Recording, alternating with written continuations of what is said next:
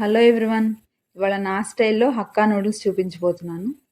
ముందుగా water boil చేసుకొని అవి మరుగుతున్నప్పుడు నూడిల్స్ అందులో వేసుకొని ఉడికించుకోవాలి. ఈ హక్కా నూడిల్స్ కుక్ అవటానికి మినిమం 10 to 15 minutes టైం పడుతుంది. చూస్తారు కదండి, నూడిల్స్ కుక్ అయ్యాయి. ఇలా కుక్ అయిన నూడిల్స్ని స్ట్రైన్ చేసేసుకోవాలి.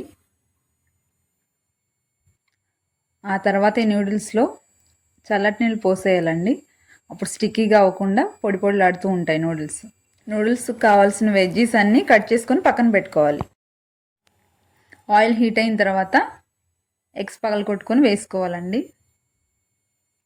నేను తీసుకునే నూడిల్స్ క్వాంటిటీకి 3 eggs సరిపోతాయి. మీరు ఎన్ని నూడిల్స్ తీసుకుంటే ఆ నూడిల్స్ క్వాంటిటీకి తగ్గట్టు ఎగ్స్ వేసుకోవాలి. ఇలాంటి నూడిల్స్కి ఎగ్స్ వేసేయగానే కలిపేయకూడదండి. జస్ట్ ఒక 1 minute టైం ఇచ్చిన తర్వాత కలుపుకుంటే పెద్ద పెద్ద పీసెస్గా కట్ అవుతుంది. అప్పుడు మనం నూడిల్స్ చేసుకునేటప్పుడు పెద్ద పీసెస్గా పంట కింద తగులుతూ చాలా బాగుంటుంది. చూసారు కదా, పెద్ద పీసెస్ అవుతాయి అలాగా. ఇప్పుడు ఫ్రై అయిన ఎగ్ని తీసుకొని పక్కన పెట్టుకోవాలి. అదే ప్యాన్లో ఇంకొంచెం ఆయిల్ వేసుకొని హీట్ అయ్యాక ఆనియన్స్, గ్రీన్ చిల్లీ వేసుకొని లైట్గా ఫ్రై చేసుకొని అందులో క్యారెట్ కూడా యాడ్ చేసుకోవాలి.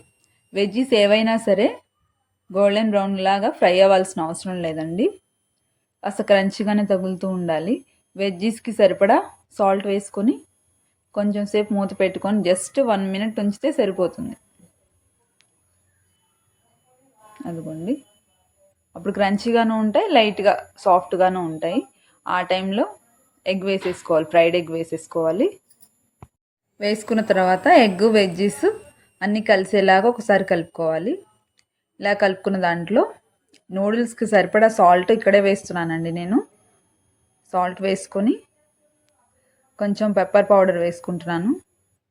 మీ టేస్ట్కి సరిపడా వేసుకోవచ్చు. వేసుకొని కలిపేసుకోవాలి. ఆ తర్వాత నూడిల్స్ మసాలా వేస్తున్నానండి. మసాలా వేసిన తర్వాత అంతా కలిసేలాగా ఒకసారి కలుపుకొని జస్ట్ ఒక 1 or 2 minutes ఫ్రై చేసుకొని నూడిల్స్ యాడ్ చేసుకోవాలండి. నూడిల్స్ని విరక్కుండా కింద నుంచి బాగా కలుపుకోవాలండి. అడుగునున్న వెజ్జీస్, మసాలా నూడిల్స్కి పట్టేంత వరకు బాగా కలుపుకోవాలి.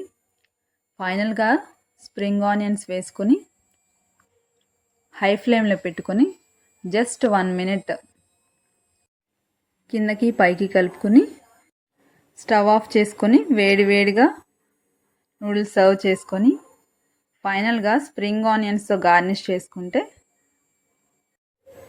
Easy and tasty Hakka noodles ready. Evening స్నాక్స్గా చాలా బాగుంటుందండి. పిల్లలు చాలా ఇష్టంగా తింటారు. తప్పకుండా ట్రై చేయండి.